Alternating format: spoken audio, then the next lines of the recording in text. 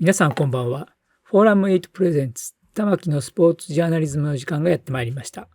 MC のスポーツライター小崎です。このチャンネルはスポーツ文化評論家玉木正之を送る既存メディアとは異なる視点でスポーツの真の問題点を取り上げ考える番組です。コメンテーターの玉木正之さんです。よろしくお願いします。はい、よろしくお願いします。はい、お願いします。これの番組が、アップされる日が、はい、多分、10月の13日。13日ですね。で、その日はスポーツの日なんですね。スポーツの日です。はい。これ、小崎さんご存知ですよね。スポーツの日は前は何と呼ばれているのかという。体育の日ですね。体育の日ですね。これは1964年の、オリンピックの東京五輪ですね。東京大会が行われた10月10日を国民の祝日として残したんですね。残したのは2年後の1966年の10月10日から始まったんですけれども、これなんで体育の日からスポーツの日に変わったのかっていうのが、あまり広まってないんですよね。なんか変わったのはなんか知ってる人は多いかもしれないけれども、一体どこが違うのかはっきり分かってる人がいるのかなという。でこれにちょっと私は苛立っておりまして、それで緊急提言をさせてもらったんです。緊急提言第3弾。はい。で、なんで、苛立ってるかっていうと、これ体育の日をスポーツの日に変えようと、思い切り、運動したのは私なんです。はっきり言うと。これはまあ動きがあったというのもあるんですけれども、この前の2020年の東京オリンピックですね。まあコロナで1年、伸びましたけれども、その2020年の東京オリンピックが決まった時の、そのあたりからスポーツというものを考え直そうという、なんというか、雰囲気が強くなってきまして、それで、体育からスポーツへの転換というのが一つの大きなテーマになったんですね。そうですね。それで、まあ、スポーツ振興法っていうのがそれまであったんですけれども、それをスポーツ基本法に変えて、これは2011年なんですけれども、そのスポーツをこう発展させていこうと。で、それまでは体育という方が強かったんですね、意識としては。スポーツ、なんで意識として強かったかっていうと、学校の授業が全部体育だったんですね。だから体育の中でスポーツを利用しているということなんですけれども、体育でないといけないっていう人が結構多かったんです。ですから、これを、体育の日をスポーツの日に変えるとか、あるいは他でも日本体育協会を日本スポーツ協会に変えるとか、それから、国民体育大会を国民スポーツ大会に変えるとかって、その動きがあった時に、それに大反対する人が結構いたんですよね。で、私も呼ばれまして、スポーツ庁と、文科省、それと、スポーツ議員連盟の会議に、スポーツの非賛成派と、スポーツの非反対派の代表として、私、スポーツの日の賛成派で喋りに行ったんですね。で、スポーツの日の反対派の人も、筑波大学の、もうあえて名前は言いませんけれども、元副学長ですよ。この人が体育の、ゴリゴリの体育派なんですね。東京体育大学ですからね。元はそうなんですよね。前身は筑波大学のね。で、その人の言うことには、体育という素晴らしい名前は世界にもないって言うんですね。ないことはないんですよね。体育っていうのは英語で言えばフィジカルエデュケーションですからね。別にないことはないですが。体育のという大きなカテゴリーの中にスポーツがあるんだっていう言い方をするんですね。それを私なんかに言わせるとそれ逆だろうと。スポーツという大きなものがあって、その中に体育、それを利用した教育が体育であるという言い方だったんですけれども、そのゴリゴリの体育派の人なんかは全然違ったんですね。びっくりした。それで、私は毎日体育をやってるって言うんですね。体を要するに鍛えるため、良くするために、お風呂に入るのも体育だって言うんですね。まあ、困ったな、この人は、と思いながらもね、いや、お風呂に入るのもスポーツだという言い方はあるけれども、お風呂に入るのがまで体育だったら、腕立て伏せでもやるんですかって言ったら、ふざけるんじゃないとか言われてね。でも別にふざけてる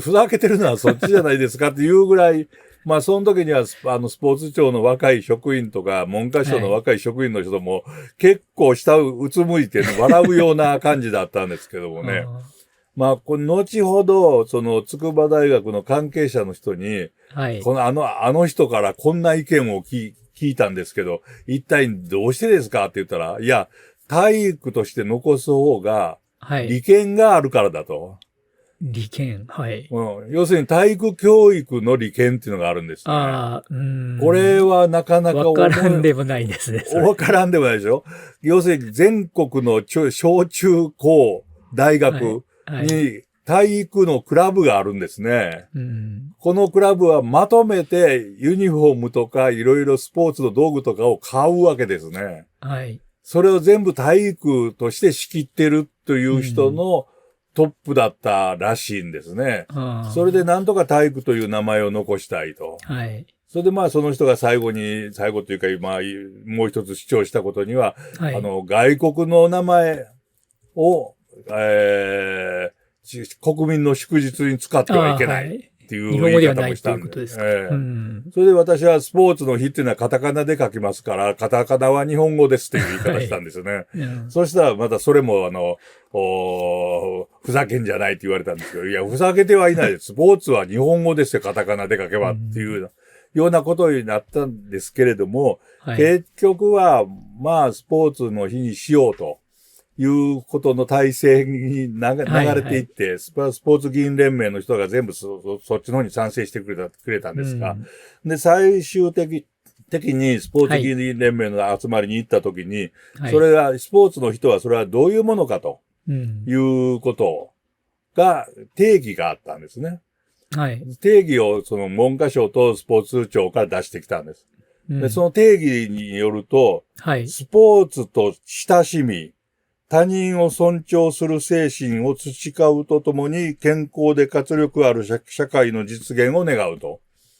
いう、まあ、定義が来たんですね。それでね、スポーツと親しみというのはどういう意味ですかって聞いたら、スポーツと親しむんだと。スポーツと親しむスポーツと親しむって、それ言葉としてあるんですかっていうようなことを私が言いまして、それで、ね、どうしてスポーツを楽しみと言えないのかっていうことで、スポーツを楽しむっていうのは強烈に主張したんですね。そうしたらやっぱり文科省関係の方は楽しむという言葉を教育の場にはあまり持ち込みたくなかったみたいなんですね。なるほど。それで、そんなことを関係なく、スポーツは楽しいもんだというので、みんなに広める方がいいんじゃないですかって言って押し通して、結局スポーツを楽しみになりました。そうですね。今。これは自慢するわけではないですが、私の長いスポーツライター生活の中での一つの成果です。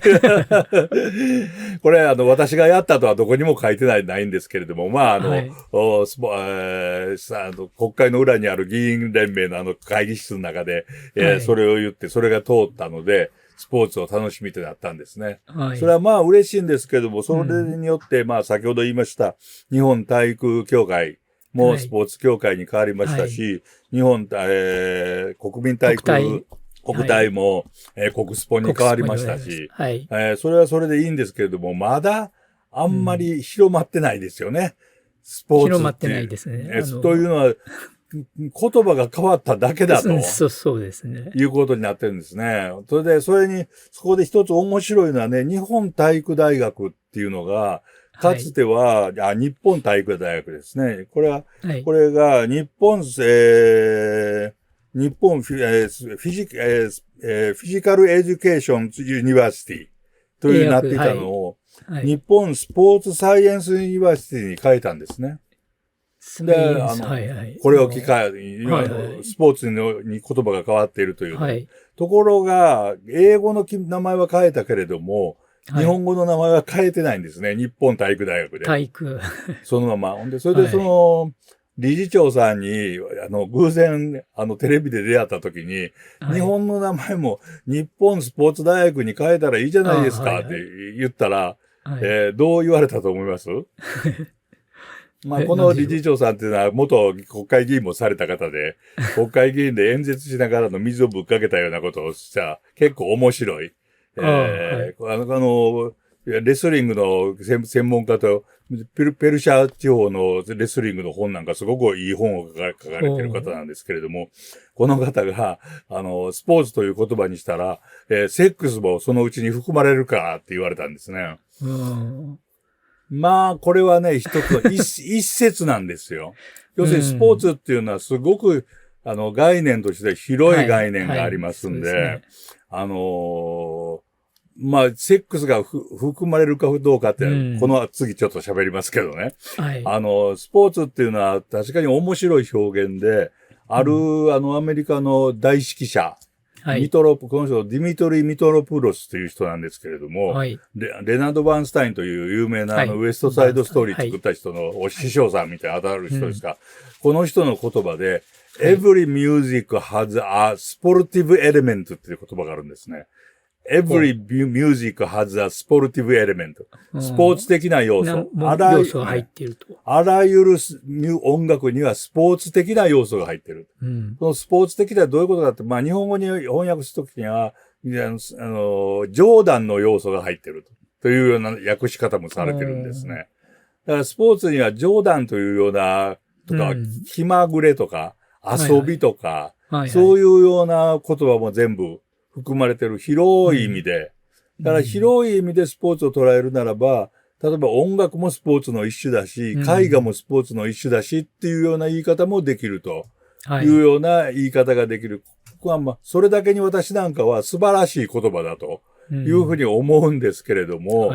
でも教育の上ではどうも良くないというような理解があったところで、国民の祝日は教育じゃないっていうことを言って、これでスポーツっていうものは全く違うもんですよっていうことで、まあスポーツの日に変わったということなんですよね。それともう一つ大事なことは、スポーツが一体どこから生まれたかっていうので、これは私のスポーツライター講座、別の講座でやってます。スポーツライター講座でも、喋ってますけれども、要するに、スポーツっていうのは民主主義社会というものが成立しているところでないと生まれない文化なんですね。だから古代ギリシャで、古代のオリンピックの祭典ですね、古代オリンピックの。これをやったのはギリシャですね。アテネを中心とする。これは民主主義が生まれて発達した国ですね。それと近代イギリス。これも民主主義社会が生まれた、近代社会が生まれたところです。そういうところでスポーツは発達した。なぜかというと、その民主主義社会って一体何かっていうと、選挙で人を選んだ人が世の中をこうリーダーになっていく。要するに選挙、あるいは議会で選ばれた人たちが話し合いで、こう物事を決めていく。これどういうことかっていうと、暴力がないっていうことです、そこには。要するに暴力反対っていうのがもう民主主義の大テーマなんですね。そうですね。で、暴力反対っていうことになると、殴り合いがボクシングに変わるんですね。で、とっつかみ合いがレスリングに変わって、それで、太陽の奪い合いっていう、要するに世の中の支配っていうのを誰にしようかなんて決めるのを、丸いもの、それはボールですね。ボールを奪い合うことで、ラグビーとかサッカーとかホッケーとかが生まれるという。で、日本の柔道も、近代、明治時代になって、明治天皇が五箇条の御誓文の中で、万機公論に決すべしと。すべては話し合いで決めましょうと言ったところで、要するに殺し合いだ、武器だった柔術というものが背中をつけて倒したら一本っていうようなスポーツに変わったわけですね。柔道ですね。そうですね。武術が武道に変わったという言い方もできると思うんですけれども、だからそういう民主主義社会でないと生まれない文化だというようなこともあって、体育からスポーツへの変化っていうのは、これは言葉の変化だけではなく、みんなの意識の変化にも関係があるんだよということで、私は一生懸命推進して、やっと、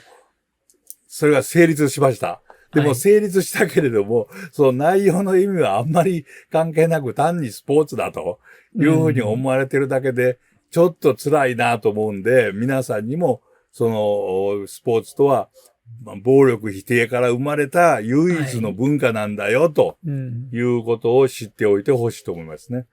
そして、もう一つ言い残してるのを言いましょうか。要するに、スポーツの中にセックスは含まれるのかどうかという。これは私の説では含まれません。なぜなら、セックスというのは、プロダクトの行為が入ってるから。何かを作る。まあ、はっきり言うと子供を作る行為ですけれどもね。子供を作らないようにして遊ぶのは、そしたらスポーツかといっても、それは、作るという要素で、こう、生まれる可能性もあるわけですね。そうですね。はい。ところが、その、スポーツというゲームは、要するに何も生まないわけですね。要するに相手を殺すとか倒すとか傷つけるとかっていうような行為がないのと同じように、何かを作る、生むという行為もそこには含まれないわけです。だから、生むという行為はスポーツには入らない。だからセックスは入らない。生まずにやったらもういいんではないかって言ったら、これは倫理の問題になるんで、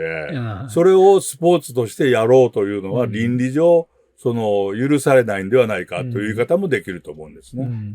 ですから日本体育大学も日本スポーツ大学に早く変えてほしいと、私は思ってるんですけれども、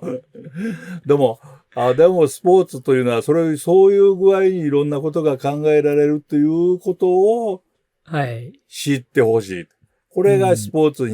の日に変わった一番の大きな原因だっていうことを私は声を大にして言いたいと思ったので緊急提言をさせていただきました。理解していただけましたでしょうか。スポーツっていうのは本当に面白い文化で、面白い文化でって言ってしまうな。関西人だな、私は。要するに、面白い文化なんですね。インタレスっていうね。興味深いですね。興味深いですね。やっぱりなぜ日本、世界の人がこういう文化にみんなでのめり込んでいるのかっていう考えたら、やっぱり世界平和のためにって、オリンピックがクーベルタンが世界平和のためにオリンピックをなんて言うより前に、スポーツがそのものが世界平和のためにあるんだということで、日本もスポーツの日っていうのがあるのをやっぱり誇りにしたい、自慢したいですね。